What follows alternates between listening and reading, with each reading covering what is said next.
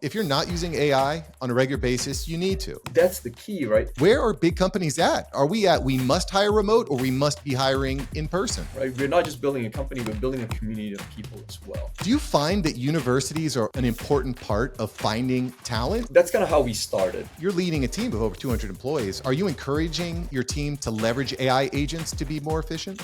Absolutely. What would you say to a college kid who says, I want to become a doctor? I'd say first and foremost,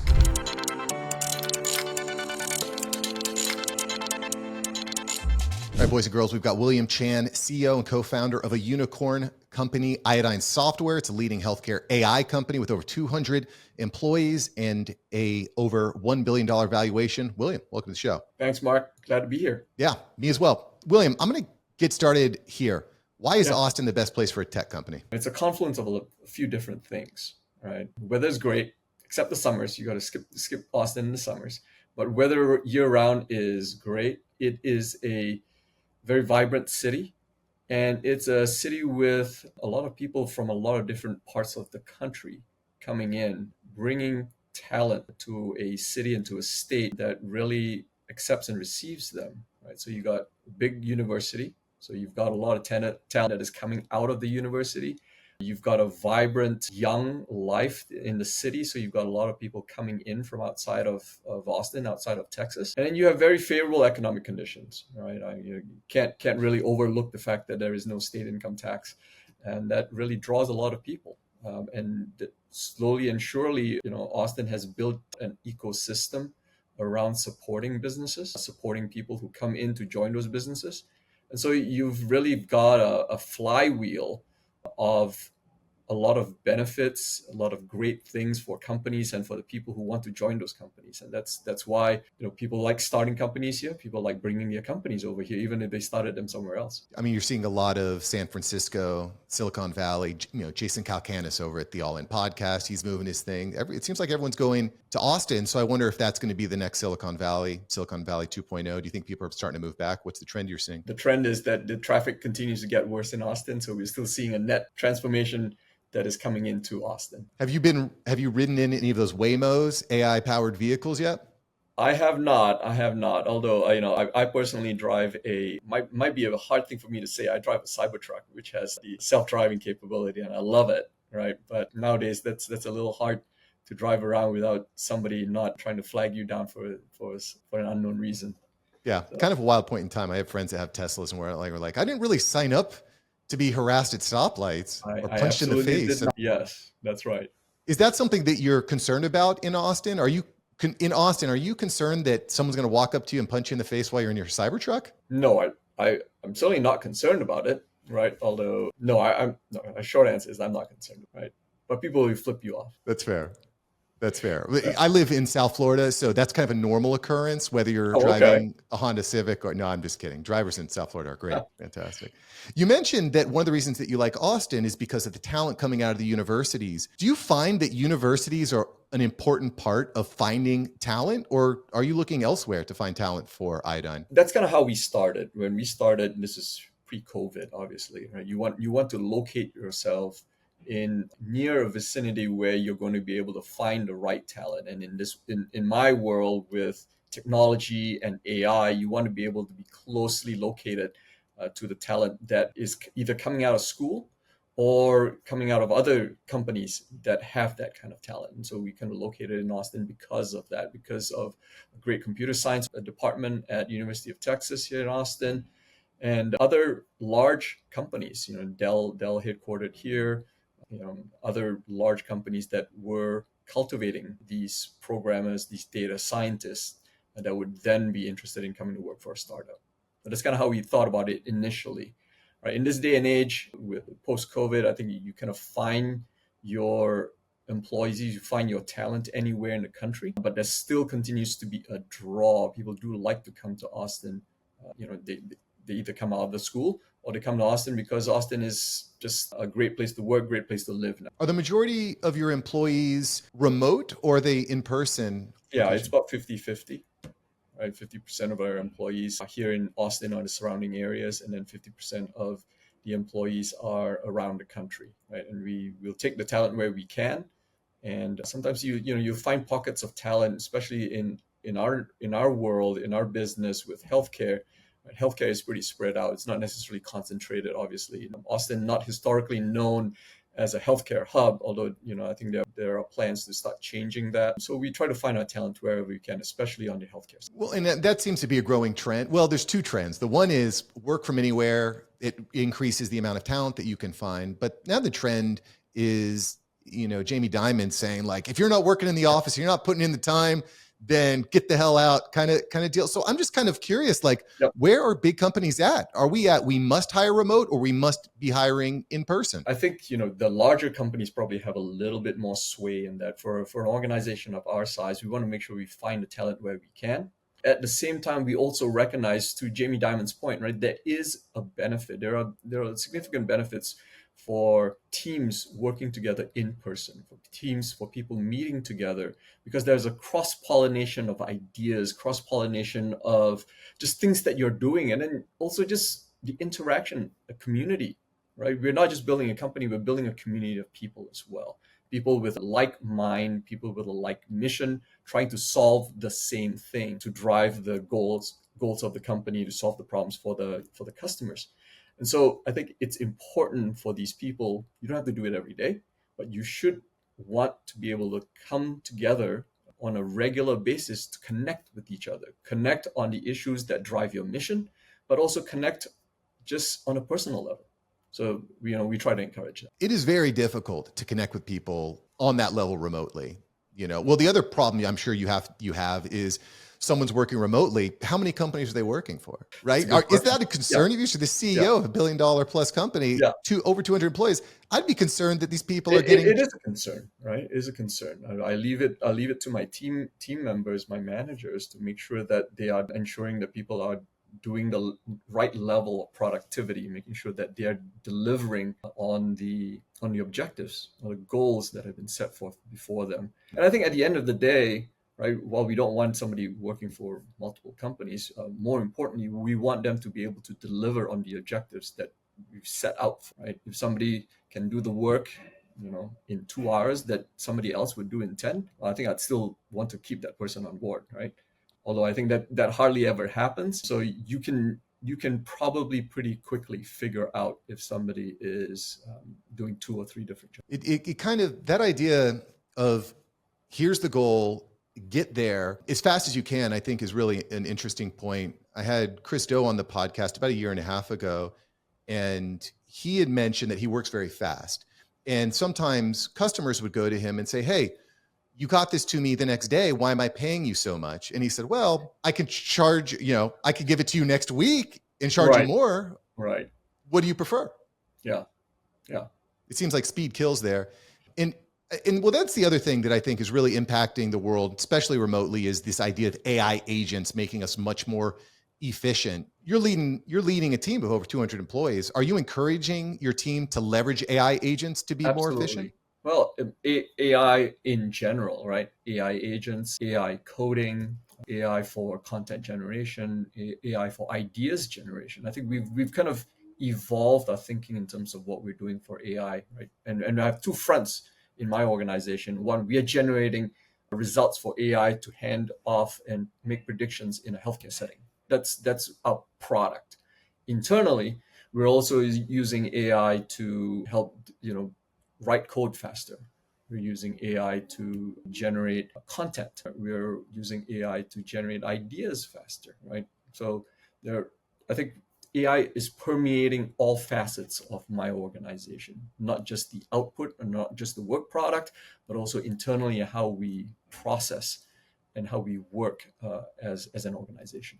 I think we absolutely have to. And at the same time, it seems that employees are more and more fearful about their jobs being there, because if you have one really great all-star employee leveraging AI to be 10 times more effective, maybe you don't need all those less effective employees there. So how are you encouraging your team? Give me the sauce here. How are we encouraging our team to leverage the AI and be optimistic about AI rather than being pessimistic about their job opportunities in the future? Well, I think the team is always trying to do better. And so as an organization, one of our values is that we want to be constantly innovative, right?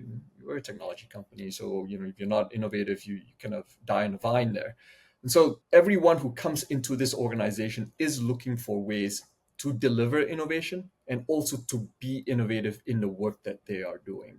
And so I think there's a bit of a self-selection here where we've got a team who have looked at it and said that, I want to be a better programmer, I want to be a better marketer or whatever, and I'm going to take all the tools, leverage all the tools I can.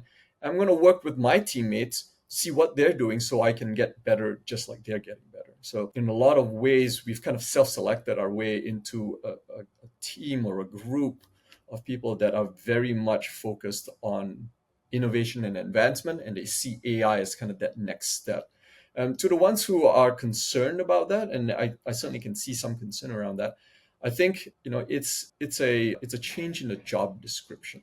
There are certain jobs that might be eliminated as a result of AI, maybe, but more realistically, it's that these jobs will transform and allow the practitioner, allow the employee to kind of work at top of their license, right? You don't have to start from scratch each time. There is a base level of code that is written for you, or base level of content that is written for you. There's an outline that is presented to you, and AI agents will help you put that together so you can start working on the more productive, the more creative stuff. And that, I think, excites my team, excites me, because that is the promise of AI.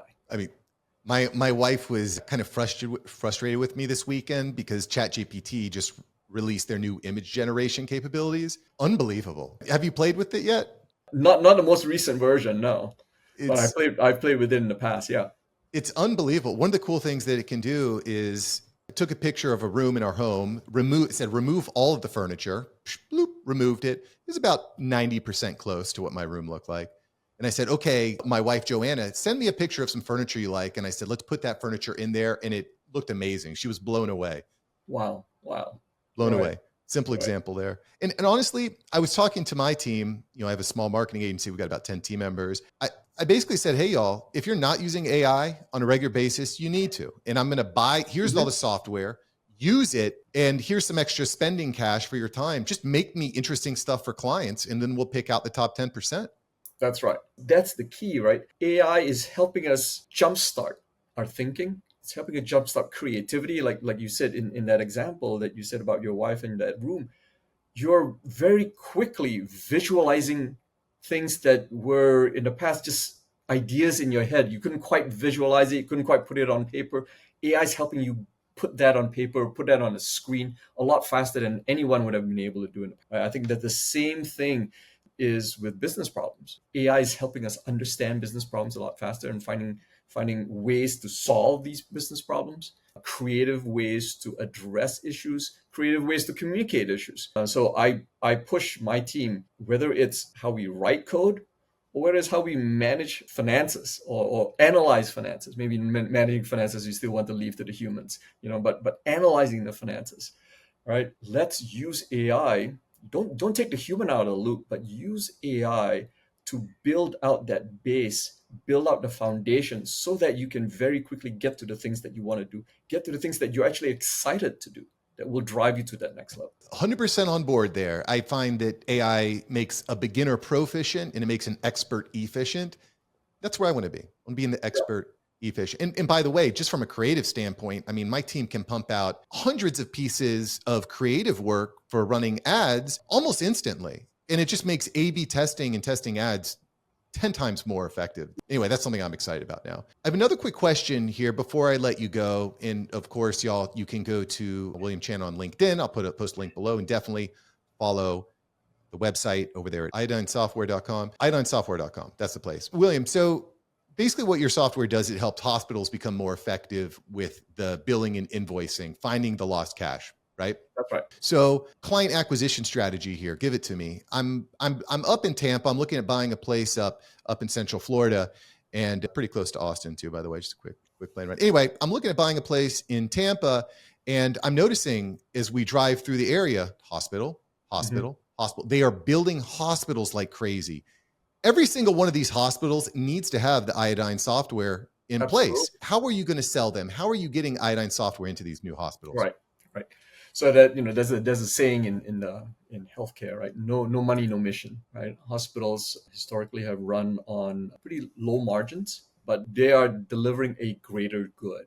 And so hospitals have to deliver a wide variety of healthcare services to their community, right? Whether it's Tampa, Miami, Austin, whatever, right? They're located in their area, they're located in a community, and they're trying to serve the community by delivering excellent healthcare services. But in order for them to do that, they also have to make sure that they are running the organization profitably. And with everything that's going on with denials and the back and forth between the hospital and the insurer, that there currently is a lot of manual work that is done in order for a hospital to get the proper payment from the payer, in order for the hospital to get reimbursed from the payer.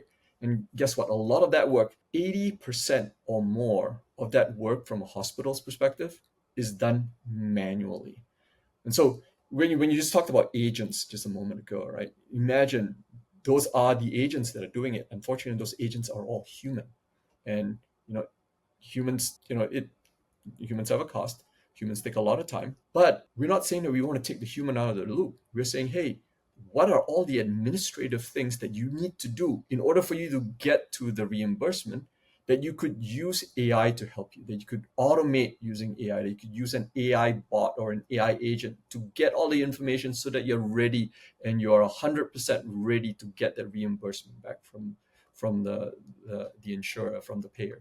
And that's what we're in the business of. We're saying, hey, let's build out all these AI tools, AI capabilities, so that when you're ready to get reimbursed, when you're ready to put your bill out to the insurer and to the payer, you're going to maximize your opportunity. You're going to maximize the ability to get proper reimbursement from that payer. And once you do that, right, you have a more efficient team that is doing that, and you're likely to also drive better margins to the hospital. To me, it's a no-brainer, especially in healthcare, because there's multiple parties communicating lots of data, lots of complicated nuance as well, in-network, out-of-network, deductibles, copays, all that stuff that drives us batty. So to me, it's a pretty easy sell. As Alex Hormozy says, make an offer so stupid someone feels, make an offer so good people feel stupid saying no. And if you say, hey, adopt our software, you're going to lower your cost by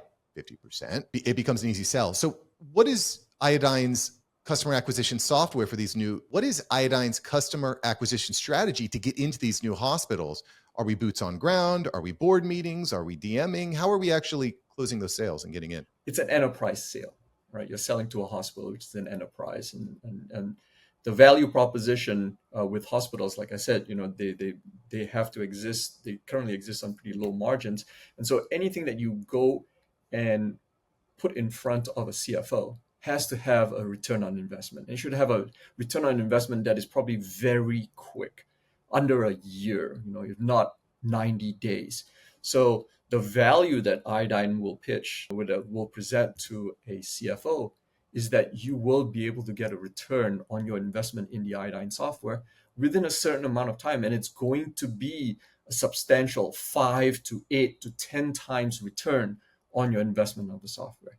That's the kind of message, right, that will resonate with somebody in the C-suite, will resonate with somebody in the financial arm of the hospital, because that is what they need to do in order for their hospital system to continue to thrive. Low risk, high reward. Like, actually, I have one more question, William. I'm being greedy because not every day I get to speak to someone of your stature. What would you say to a college kid going to college, says, I want to become a doctor, I want to become a nurse? What do you say to them? I'd say first and foremost, continue to pursue what you love. If you want to help people, if you love medicine, if that is what you want to do, by all means pursue that. What you also want to do is also understand that technology is now making a significant impact on that world, in the world of medicine, in the world of healthcare, that you should understand how you can use that technology to become an even better physician, even better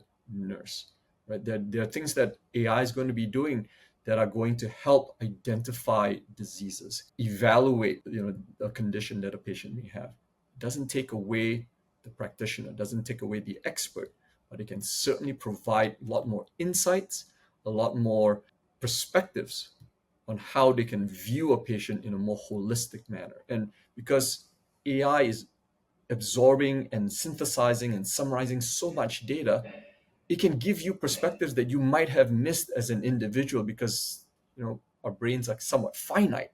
There's only so much data we can absorb at a certain moment. AI can absorb all that and then some, and provide us with perspectives. We don't have to accept all of it, but it gives us a broader perspective than we would have had as an individual. And so I think a college student wanting to become a physician or a nurse with that perspective will do very well. I like that.